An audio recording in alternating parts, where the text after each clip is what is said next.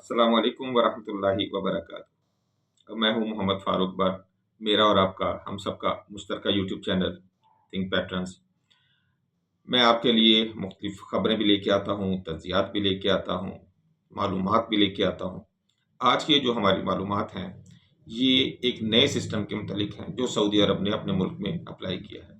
आप जानते हैं कि पाकिस्तान के कमोबेश 3 मिलियन से ज़्यादा लोग, बल्कि 6 मिलियन के करीब जो लोग हैं, ये सऊदी अरब में मुलाजमत कर रहे हैं।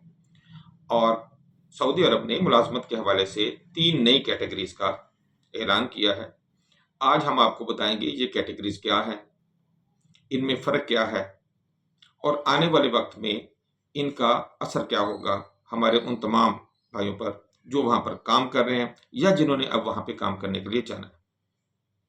आइए हम अपना आज का वीलॉग स्टार्ट करते हैं। हमेशा की तरह हम आपसे रिक्वेस्ट करेंगे, हमारा वीलॉग आपको अच्छा लगे ज़रूर शेयर करें, लाइक करें, कमेंट तो कम से कम कर दिया करें कि हमें ये पता लगे कि आप किस तरह का कंटेंट देखना चाह रहे हैं, क्या हम अपने में मज़ीद क्या बेहतरी लेके आए आपके लिए। और सब्सक्राइब करें हमें। आज का जो हमारा है नया वर्क परमिट का निज़ाम सऊदी अरब में। सऊदी अरब के जो वजारत बराए इंसानी वसाइल और समाजी तरक्की, जिसको HRSD कहते हैं, इन्होंने गैर मुल्की जो तारकीन वतन या जो गैर मुल्की कारकुनान हैं, उनके वर्क परमिट का एक नया निज़ाम इंट्रोड्यूस करवाया है। 1 जुलाई से 2025 यानी कि 1 जुलाई 2025 से जो नए वहाँ पे अप्लाई कर रहे हैं या जो नए लोग वहाँ पे दाखिल हो रहे हैं, जो अकामा बनवाएंगे, उन पर नए लोगों पर 1 जुलाई से इसका असर होना शुरू हो चुका है।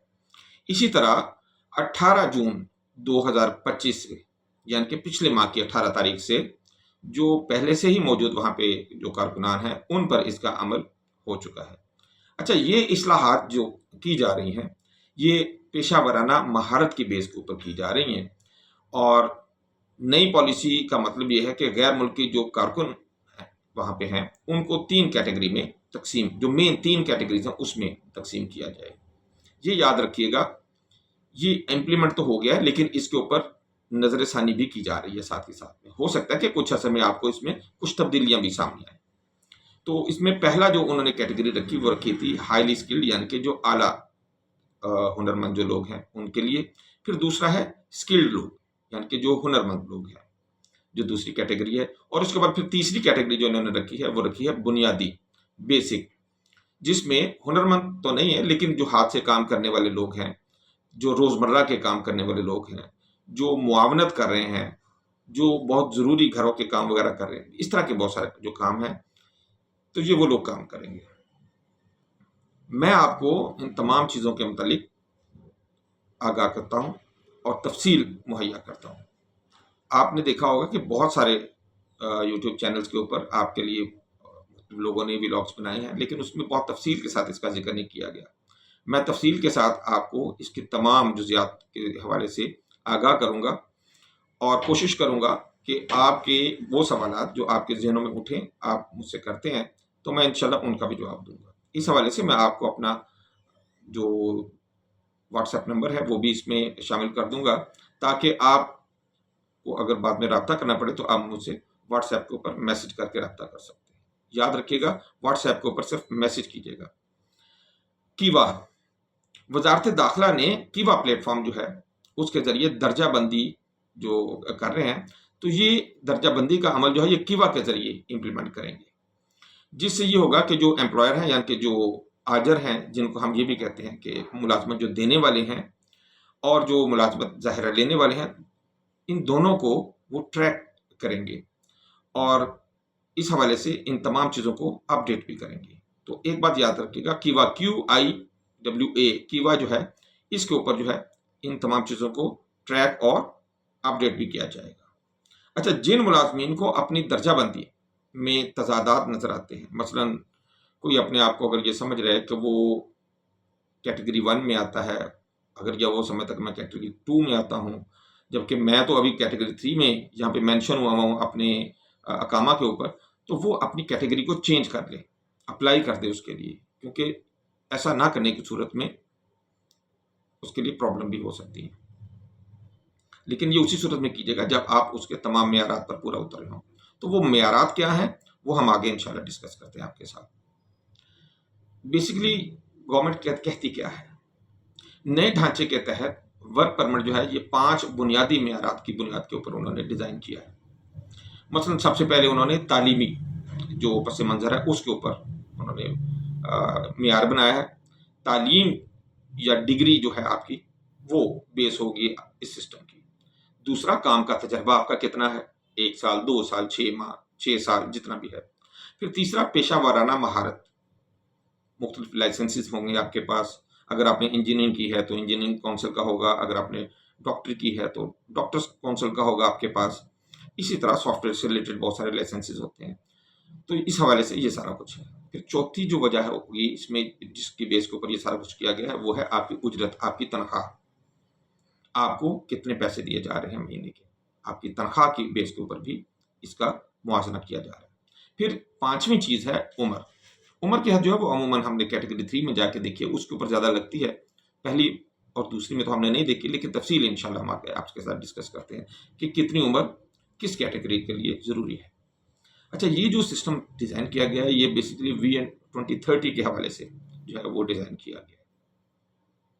जैसे मैंने आपको पहले बताया कि ये 3 कैटेगरीज के ऊपर मुश्तमिल है और चीजों को मुनज़्ज़म करने के हवाले से इसको डिजाइन किया गया है। पहली जो कैटेगरी हम उसको डिस्कस कर लेते हैं कि ये है क्या, जिसको हमने नाम दिया था हाईली स्किल्ड या आला हुनरमंद। अच्छा, ये जो मतलूबा ग्रुप हैं इसमें 3 ये ग्रुप हैं और पहले ग्रुप में 3 कैटेगरीज हैं। इस ग्रुप में 1 से लेके 3 तक कैटेगरीज हैं। जैसे इसमें होंगे मैनेजर्स होंगे, प्रोफेशनल्स होंगे और वो टेक्नीशियंस होंगे जो आला महारत रखते हैं, जिनके पास सर्टिफिकेट्स होंगे, डिग्रीज होंगी। तालीम और तजर्बा के हवाले से अगर हम बात करें तो ये आला तालीम याफ्ता होंगे, इनकी जो काबिलियत है वो कम से कम डिग्री लेवल की होगी और मुतलका शोबे में इनका तजर्बा होना भी ज़रूरी होगा। इनके लिए प्रोफेशनल एक्रेडिटेशन यानी कि मंजूर शुदा जो इम्तिहानात में उसमें पास होना और उसके सर्टिफिकेट्स होना ये ज़रूरी होगा। ये पॉइंट बेस एक सिस्टम है, इसमें तजर्बा, तनख्वाह और ये तमाम के जो चीज़ें हैं इनको पॉइंट्स के ऊपर किया जाएगा और इसमें एक ख़ास हद तनख्वाह की भी रखी गई है।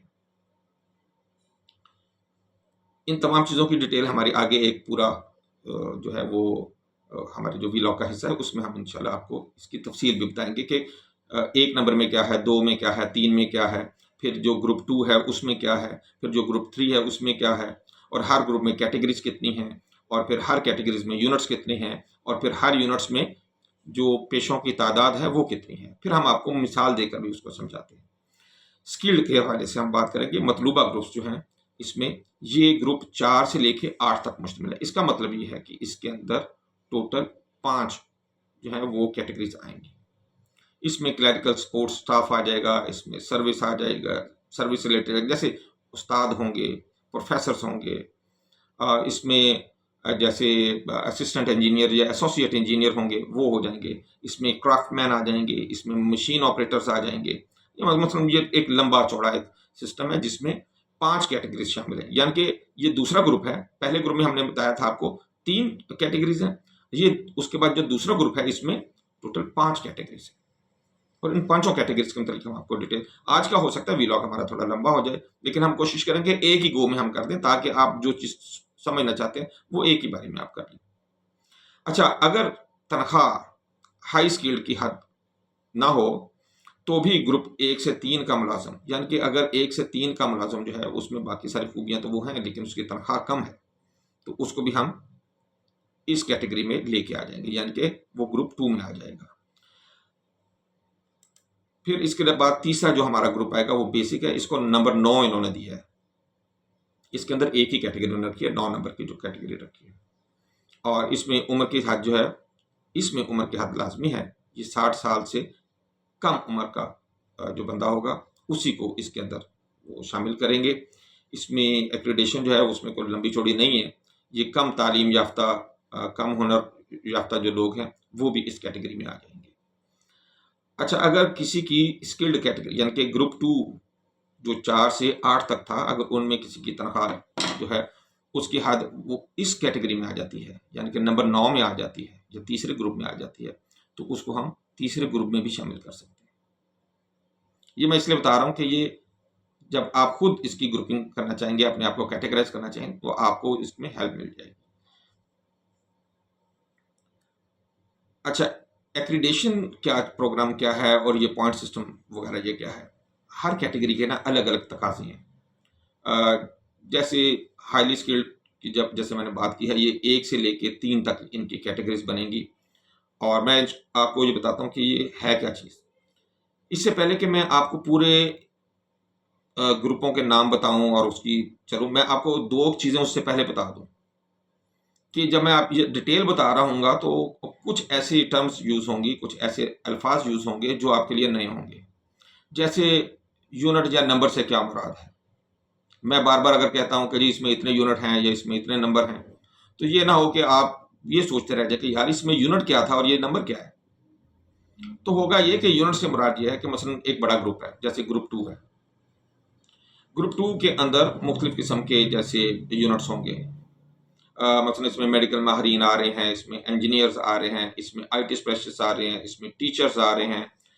मसलन तो इसके अंदर जो ग्रुप 2 होगा, वैसे तो मैंने आपको बताया कैटेगरीज कितनी होगी, आपको याद होगा मैंने 5 का कहा था। लेकिन इसके अंदर जो यूनिट होंगे, जो इसकी सब कैटेगरीज होंगी, यानी कि कैटेगरीज की सब कैटेगरीज, वो इन्होंने 92 रखी हैं जनाब।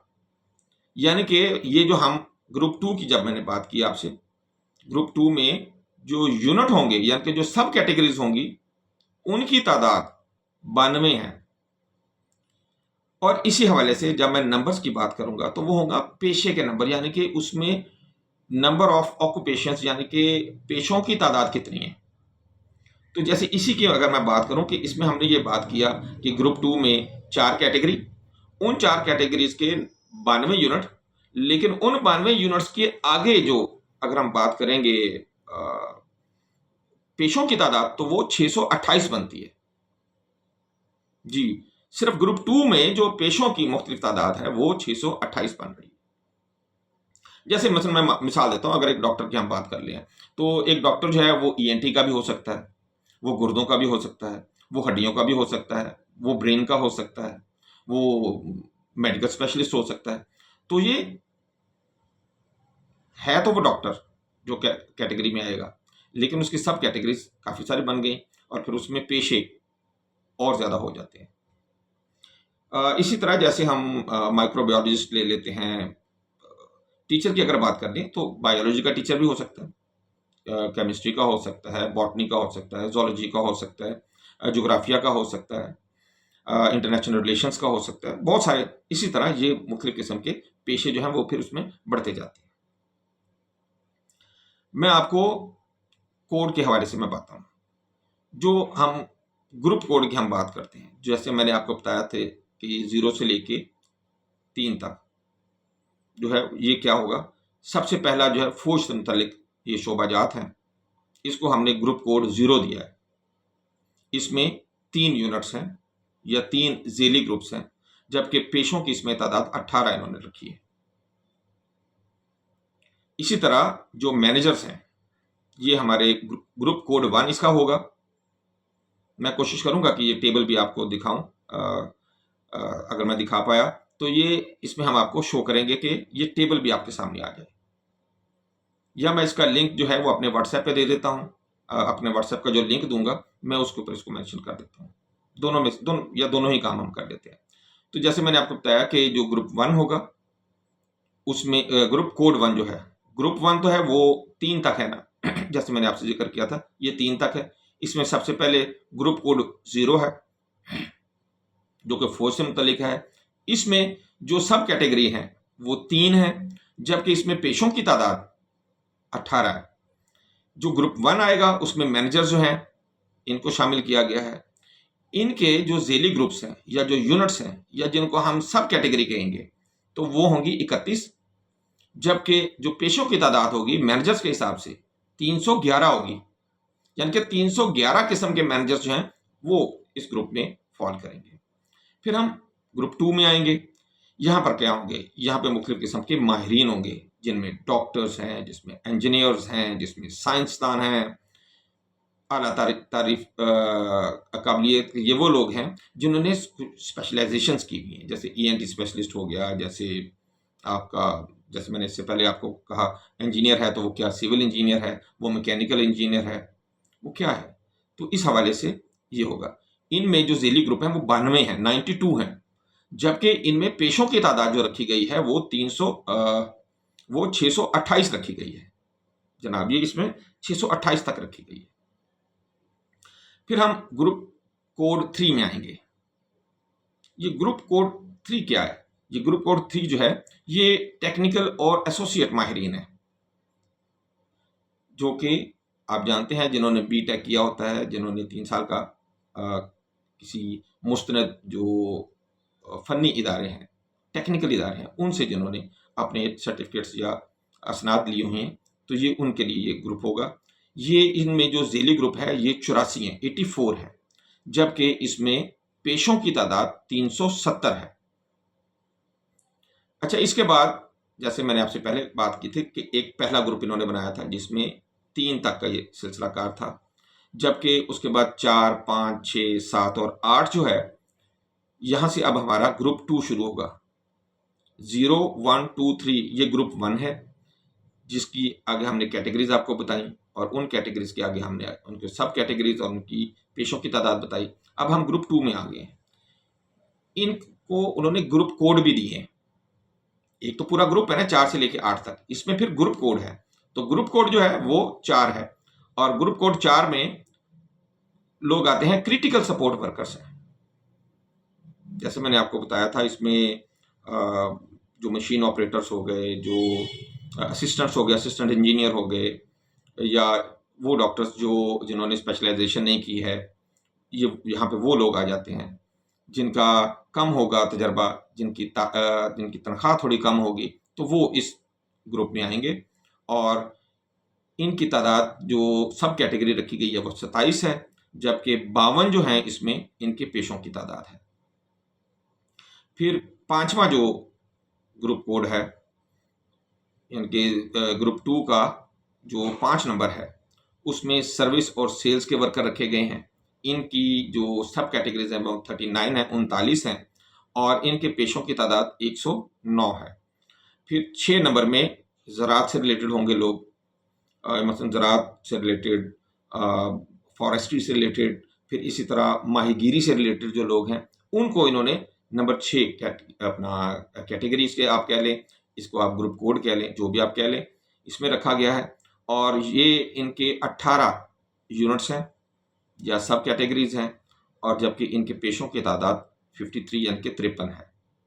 फिर नंबर 7 के ऊपर दस्तकारियों, ऐसे लोग जो हुनरमंद हैं लेकिन वो हाथ से काम करने वाले हैं, दस्तकार हैं, या उससे मुतल्लिक किसी तजारत से उनका ताल्लुक है, तो इनको 7 नंबर कैटेगरी में इन्होंने शामिल किया है। और ये 7 नंबर कैटेगरी के अंदर जो सब कैटेगरीज हैं वो 66 यानी कि 66 है, और इनमें पेशों की तादाद 179 है, 179 है।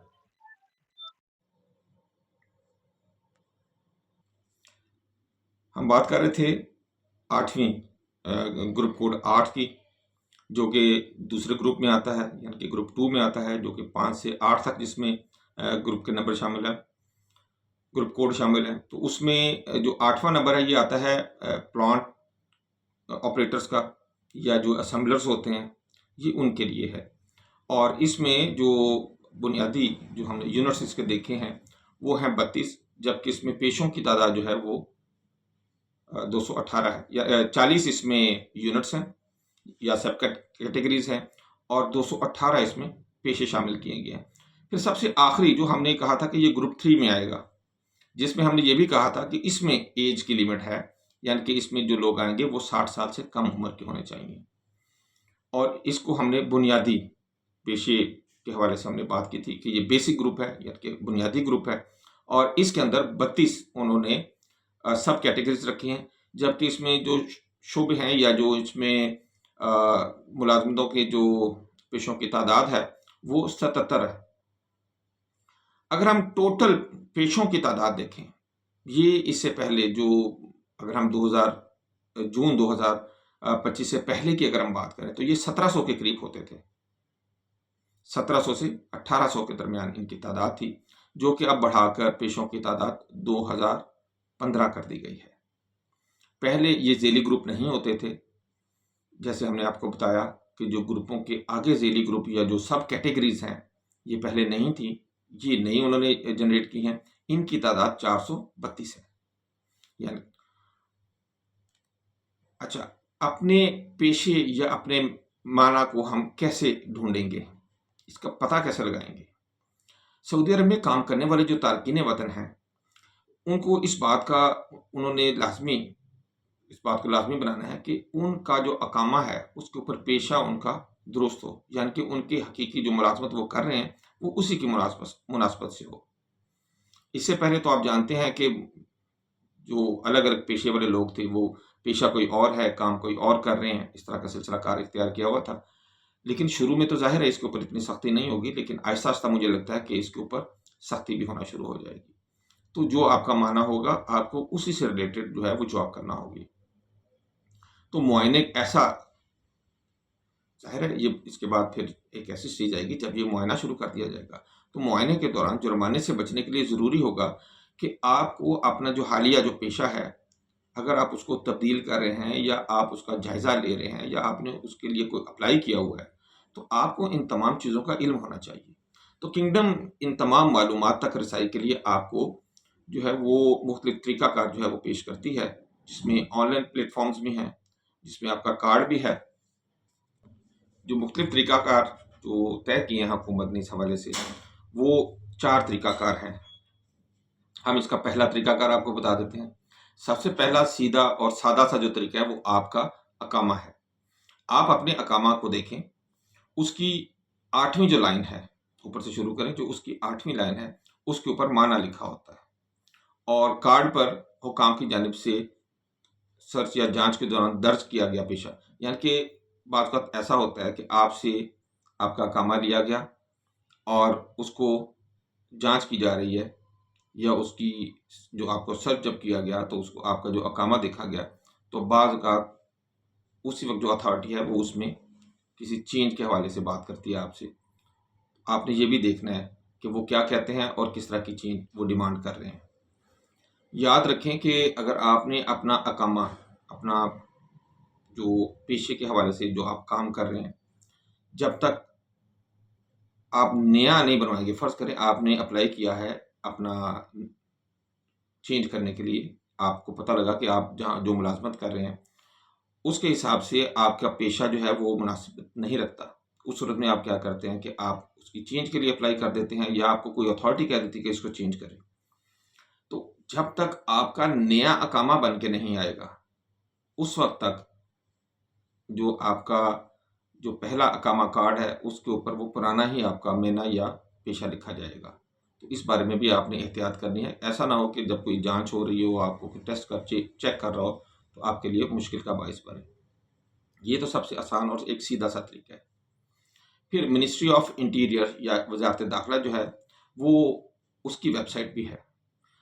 अगर तो आपने वहाँ पे अपना अकाउंट बनाया हुआ है, तो उस सूरत में आप क्या करेंगे कि आप मिनिस्ट्री की वेबसाइट पे जाएं, मिनिस्ट्री ऑफ इंटीरियर की, अपने अकाउंट को लॉगिन करें। अगर आप अरबी नहीं जानते तो आप इंग्लिश को क्लिक कर लें, और अपना जो पर्सनल जो डाटा जो डैशबोर्ड है उसको आप ओपन करेंगे वेबसाइट के ऊपर, और फिर अपने अकाउंट्स की जो तफासील है उसको आप देखेंगे। उस तफसील के अंदर जो आपकी पर्सनल तफसीलें उसके अंदर होंगी, आपको पता लग जाएगा कि आपका गवर्नमेंट की सतह के ऊपर क्या चल रहा है, आपका पेशा क्या मेंशन है। यानी कि जो हमारा दूसरा तरीका है, पहला कार्ड है, दूसरा मिनिस्ट्री ऑफ इंटीरियर की जो वेबसाइट है वहाँ से भी आप अपना कर सकते हैं। फिर जो तीसरा तरीका है, ये भी ऑनलाइन तरीकाकार है, ये अबशर का प्लेटफॉर्म है। अबशर जो है सऊदी अरब में आप जानते हैं कि अकामा से मुतल्लिक तफसीलात के हवाले से, एक सरकारी खदमात के हवाले से बहुत अच्छा एक उन्होंने डिजिटल प्लेटफॉर्म मुहैया किया हुआ है। आप अपने अबशर के पोर्टल पर जाएंगे और अपने अकाउंट को लॉगिन कर लेंगे, और 3 लाइन वाला जो एक साइड के ऊपर आपको नजर आएगा, 3 लाइनें बनी होंगी, उसको आप क्लिक करेंगे। आपका डैशबोर्ड उसको, फिर वहाँ से आप डैशबोर्ड को क्लिक करेंगे, यानी कि उसको क्लिक करेंगे, मुख्तलिफ ऑप्शंस आपके साथ आ जाएंगी। उन ऑप्शंस में से आप डैशबोर्ड को क्लिक करेंगे। अपने डैशबोर्ड में जाके वहाँ पे आएगा मज़ीद तफसीलात, यानी कि मोर डिटेल्स लिखा आ जाएगा। डैशबोर्ड के बाद मज़ीद तफसीलात या मोर डिटेल्स का आ जाएगा, आप उसको क्लिक करेंगे। यहाँ पर आपको आपका पेशा दिखाया गया होगा कि सरकारी कागजों में आपका जो कैटेगरी है वो क्या है। फिर कीवा, जैसे मैंने आपको शुरू में भी बताया था कि बेसिकली अब ये सारा काम जो है वो कीवा के प्लेटफॉर्म से ऊपर से हो रहा है। जो मुलाजमत की ये खिदमात और पेशा वराना जो दर्जाबंदी है, यह कीवा के ज़रिए आपको अपडेट की जाएगी। कीवा पोर्टल पर आप अपने आप को रजिस्टर कर लें। अगर आप पहले से रजिस्टर्ड हैं तो आप लॉगिन करेंगे, अपनी प्रोफाइल के सेक्शन पे आप जाएं। उस प्रोफाइल के सेक्शन में जाकर आप देखेंगे कि आपका मौजूदा अकामा जो है वो पेशा जो प्लेटफॉर्म के जो डैशबोर्ड में वाज़ेह तौर पे मेंशन होगा। यानी कि यहाँ पे जब आप प्रोफाइल के सेक्शन में जाते हैं तो यहाँ पे जो डैशबोर्ड आपके सामने आएगा, वहाँ पे पेशे के जो शोबा होगा उसके अंदर आपका पेशा मेंशन किया गया होगा। कीवा को अक्सर जो एम्प्लॉयर हैं या जिसको हम आजिर कहते हैं, मुलाजमत देने वाले जो हैं, और जो मुलाजमीन हैं, ये दोनों जो है मालूमात की तस्दीक के लिए इस्तेमाल भी करते हैं। और यही असल में सबसे, आप कह लें, बाकी भी अक्षर भी ठीक है, MOI की वेबसाइट भी ठीक है, लेकिन वजारत के जो रिकॉर्ड के साथ जो मेल खाता है या सबसे पहले जिसमें अपडेशन आएगी वो कीवा में आएगी, जो भी आपकी इंफॉर्मेशन होगी। नए निज़ाम का असल में मकसद क्या था? वज़ीर जो हैं इस हवाले से अहमद राजी के मुताबिक इस नए निज़ाम का मकसद ये है कि जो अफरादी क़ुव्वत का मयार है उसको हम बेहतर बनाना चाहते हैं, विजन 2030 या 2030 के मुताबिक। और बैनुल अक़वामी जो महारत है उसको सऊदी अरब के लेबर मार्केट को हम ये मुंतकिल करना चाहते हैं, ताकि जो कारकुनों के पास अपने काम का जो हर जो कारकुन है वो अपने काम के हिसाब से, अपनी महारत और अपनी काबिलियत के हवाले से अपनी उजरत भी ले और हमारे पास रजिस्टर्ड भी हो, ताकि हुकूमत के पास भी एक ऐसा जो है वो मैकेनिज्म आ जाए जिसमें फौरी तौर पे उन्हें पता हो कि किस शोबे में, किस महारत में कितने लोग अवेलेबल हैं और मजीद कितने की ज़रूरत है।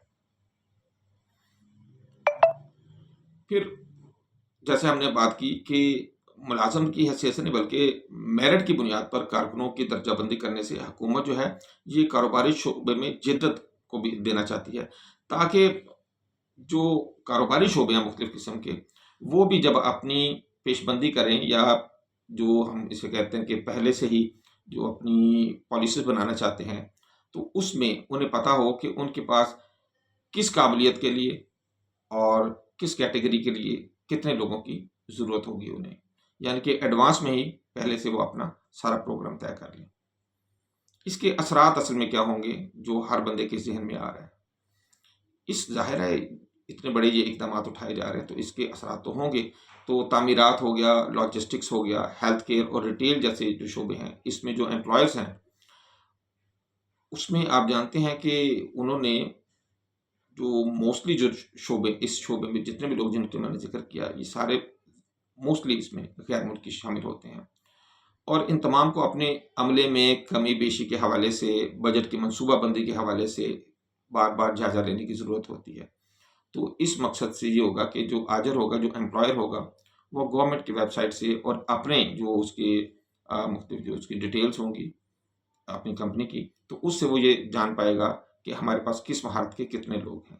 बात वही है कि गवर्नमेंट ये चाह रही है कि उन्हें ब्लैक एंड वाइट में पता हो कि हमें डॉक्टर कितने चाहिए, हमें इंजीनियर कितने चाहिए, फिर डॉक्टर्स की कैटेगरी में ENT स्पेशलिस्ट हमें कितने चाहिए, हमें अगर इंजीनियर रखने हैं तो सिविल इंजीनियर कितने रिक्वायर्ड हैं, केमिकल इंजीनियर कितने हैं, मैकेनिकल इंजीनियर कितने हैं, सिविल इंजीनियर हमें कितने चाहिए हैं, अगर हमें क्लर्क रिक्वायर्ड है तो वो कितने हैं, अगर हमें सेलमैन रिक्वायर्ड है तो वो कितने हैं, हमें मैनेजर्स की रिक्वायरमेंट है तो वो first line, second line, third line के मैनेजर्स हमें कितने चाहिए हैं, किस शोबे में कौन सा मैनेजर हमें रिक्वायर्ड है, प्लानिंग के हवाले से प्लानिंग मैनेजर कितने चाहिए, सेल्स मैनेजर कितने चाहिए।